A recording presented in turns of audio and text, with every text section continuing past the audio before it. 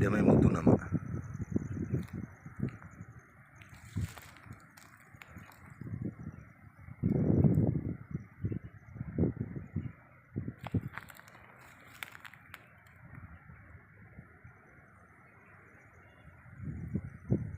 ඔතනට එහා පැත්තෙන් යන්නේ ওই කැලේ අස්සෙන් තමයි කෝච්චිය යන්නේ.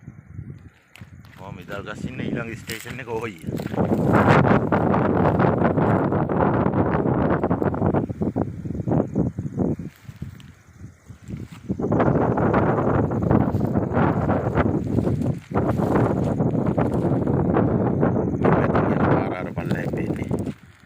පහලින්ම පේන්නේ පල්ලහැටම.